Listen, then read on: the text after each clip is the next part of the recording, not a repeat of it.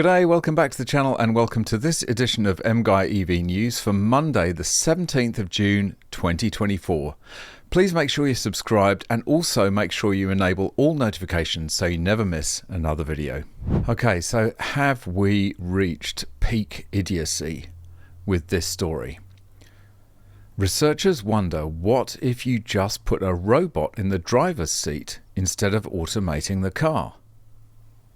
What could possibly go wrong? A team of roboticists at the University of Tokyo has taken a new approach to autonomous driving. Instead of automating the entire car, simply put a robot in the driver's seat. The group built a robot capable of driving a car and tested it on a real-world track.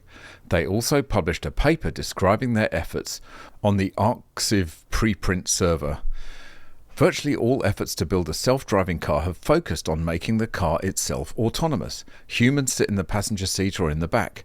These efforts involve adding a host of sensors in addition to processing power. They have also been met with mixed results.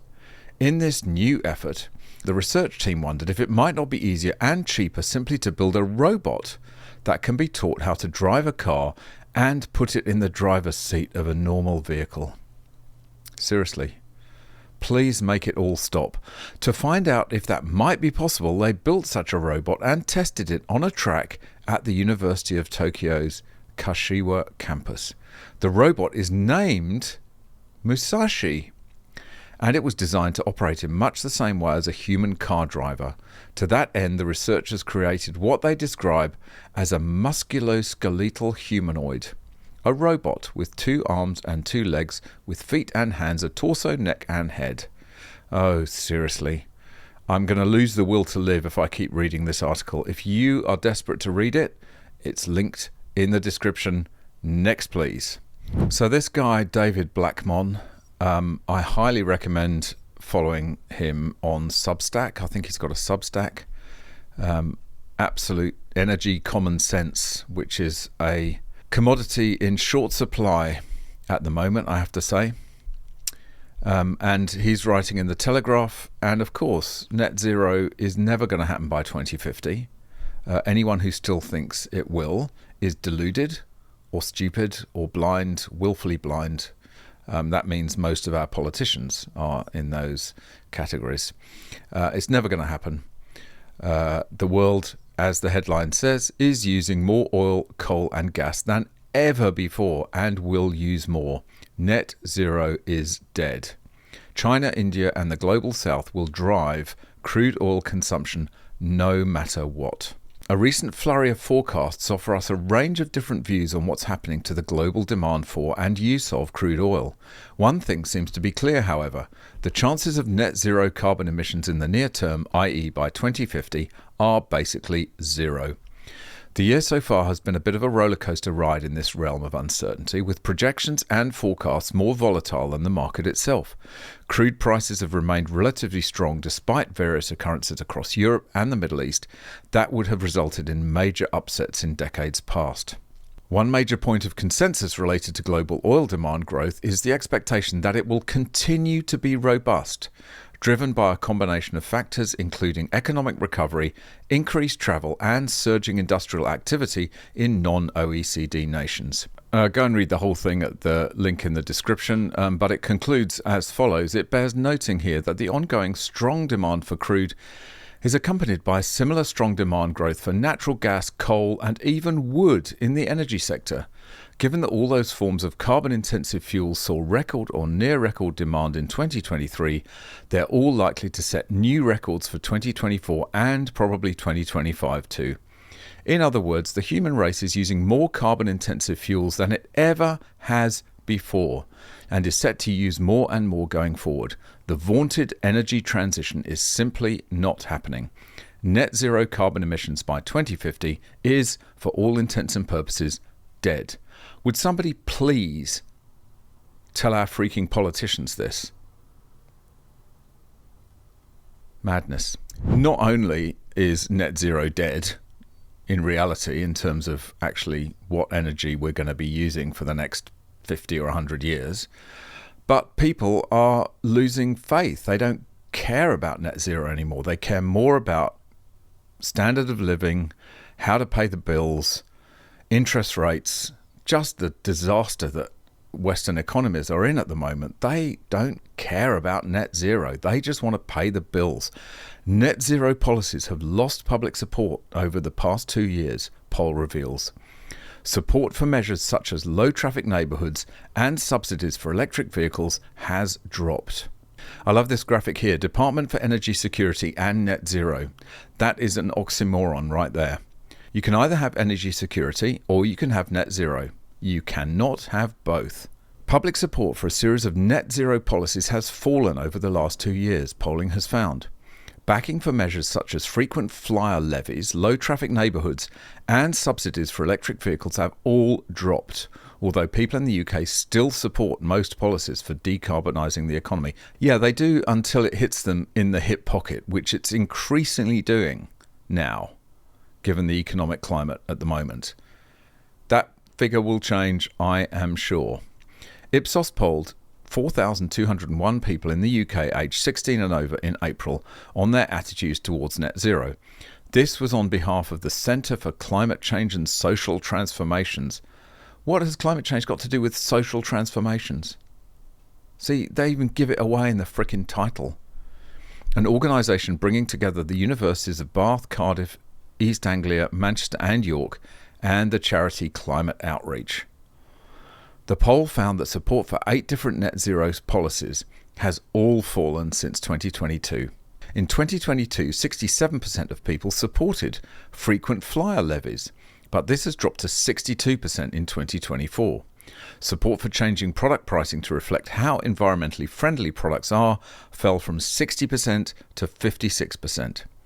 In 2022, ensuring access to sustainable pension funds was supported by 55% of people, but this fell to 47% this year. Increasing vegetarian vegan options in public food provisioning dropped from 54% to 46%, and support for creating LTNs fell from 50% to 43%. Environmentalism and climate action is a preserve of the wealthy and rich countries. When you're a poor country or the economy is bad, climate change drops to the bottom of the list because people just want to pay their bills. They just want to heat their homes. They just want to fill up their cars with gas, not their electric cars. They want to fill up their regular cars with petrol. And so, of course, as soon as the economy starts to take a bit of a dive, starts heading south, climate and net zero just evaporates as a priority for most people. It's a preserve of the wealthy inner city elite. The average battler couldn't give two hoots. There's a funny one from Norway. Norway, which is the poster child for EVs, and probably has to deal with this a lot of the time, talks about how electric cars must be quarantined. Yes, they must. When they're involved in an accident, they should be kept like 6 meters apart from the next EV or the next car, because there's so higher risk that if the EV catches fire or starts to go into thermal runaway, it can set off any other cars nearby it or any other property nearby it. So it has to be quarantined, put in basically a paddock by itself. Lightning McQueen at Rabecken. Electric cars must be quarantined. Oh dear. For some, the electric car quarantine may be reminiscent of a scene from the Disney Pixar production Cars. We are probably the very first to have such a scheme, says Trond Furli of Skada og Lack. If you have visited Skada and Lack at Rabecken, you may have noticed that they have a cage where it says electric car quarantine in large letters. At times, there is also an electric car in there. But even if the electric car is rightly put behind bars, it is a completely different reason than when Lightning McQueen had to serve his sentence in Radiator City sometime in 2006. McQueen had to serve his sentence for driving away from sheriff and nearly razing Radiator City, while the Tesla is in quarantine to protect its surroundings. Head of Damage and Paint, Trond Furli, says that they are probably the very first in all of Norway to have such a quarantine place for electric cars. We have a lot of routines and rules we have to follow, but then we have also chosen to expand it a bit by installing this, he says to FB. Furthermore, Furley says that they place electric cars in there that, for example, have been involved in an accident and that have suffered damage to the battery or high voltage lines. We have done it this way so that passers-by do not get hurt. For example, a child who thinks it's cool to have a dent in a car and is going to go over and touch it, says Furley. In addition, this way we also get the car far away from buildings in case of a fire. It rarely happens, and fortunately we have not experienced it, but when electric cars catch fire, it is very unfortunate, he adds. It certainly is. It'll burn your garage, it'll burn your mechanic's workshop down if it catches fire. And so EV workshops actually have to space their cars out. And that means that they need far more real estate to work on EVs than they do on regular cars that you can just basically cram together as close as you like. Just another problem that we have to deal with. And it's interesting to get some proper on-the-ground opinions from people who really know what they're talking about, like London taxi drivers.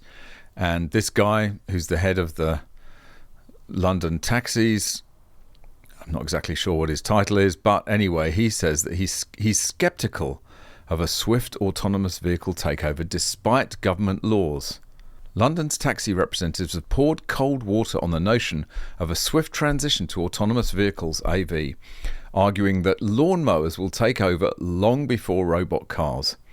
Steve McNamara, General Secretary of the Licensed Taxi Drivers Association, made his views clear in the taxi newspaper. He frequently attends conferences that may impact the livelihood of taxi drivers, but he often finds these events unproductive. Recent years have seen a surge in discussions about self-driving cars, give me strength, with a recurring roster of speakers rehashing familiar themes. And here's just an extract from what he said. At a recent event, the rabidly pro-self-driving car speaker went into a long diatribe, quoting surveys of the general public and how massive percentages of those questioned would trust self-driving technology and are waiting for the day when they can rush out and buy a car that will drive them and their families. Trust me, he said. The public want this technology. They trust it and will buy it. Yeah, right. I asked him where he lived. California was his response. Did he have a house? Yes. Garden? Yes. And did he have a robot lawnmower? No, a gardener, because of course you do when you're a wealthy elite in California. I then asked him to account for the fact that robot lawnmowers have been around for about 10 years, were cheap, worked brilliantly, and saved hours of labour. Yet the vast majority of people still buy the old-fashioned technology and cut their own grass. I also pointed out that a recent survey by a gardening company I'd seen indicated that this was because people don't trust robots to cut their grass. Yet there he was telling us that within a few years those very same people will trust a robot to drive their kids and families around. Could he account for that? I bet he couldn't. He obviously couldn't, because he laughed and quickly moved on with yet more fascinating, to some, predictions and projections. Just like net zero, autonomous vehicles just driving around and doing everything that a normal driver can do is a pure fantasy. I just wonder when people are going to actually wake up to this stuff. Maybe never. Who knows? Okay, slightly embarrassing story in WA. BYD seal electric vehicle owners' embarrassing mistake on Perth City Beach. BYD electric vehicle bogged on beach. EVs built heavier than their petrol counterparts. An electric car has spent the night bogged on a popular beach after its red-faced owner underestimated the added weight that it carried. The BYD Seal EV became stuck on Perth City Beach. Quite appropriate for a seal to be stuck on a beach, isn't it? After it was driven onto the sand for scenic sunset pictures. Who'd want to take scenic sunset pictures of a bloody BYD? 2 EVs had initially been driven onto the sand, but only one was able to leave unassisted as passers-by began taking photos of a group of 5 men trying to work out how to free the BYD. They were no step closer to getting the vehicle out on Sunday morning.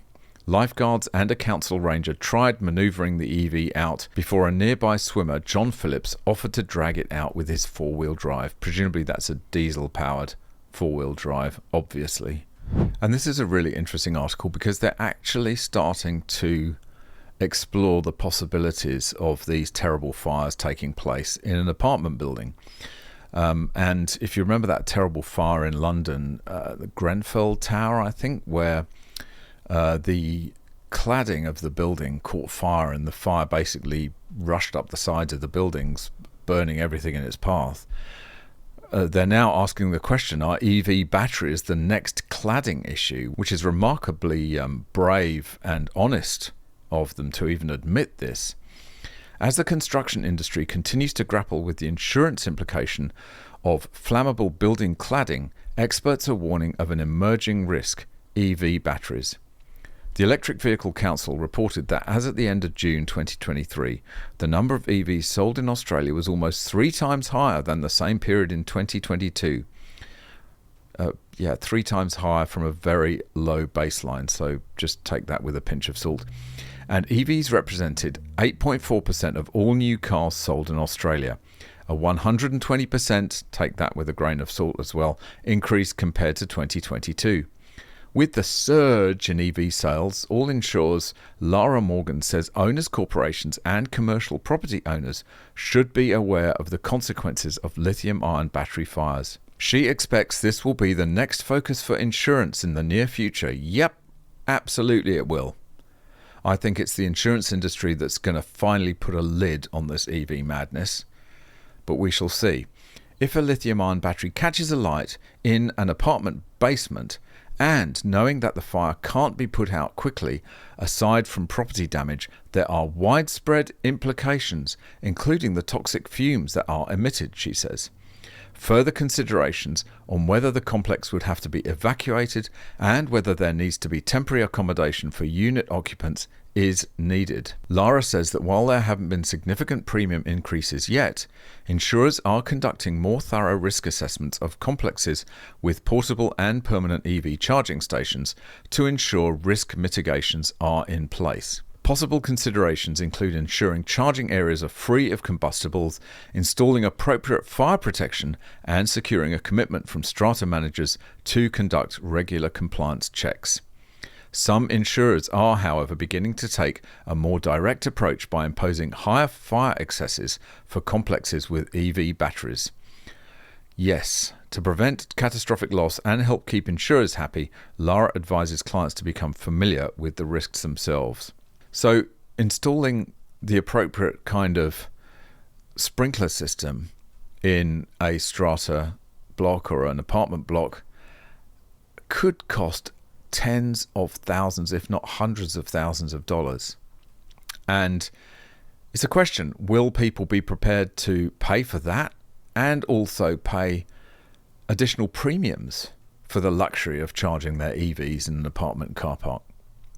As I say, said it before, I think insurance will be the thing that puts the lid on this mad EV dash, because premiums will just go up and up and up, and people just don't want to pay them.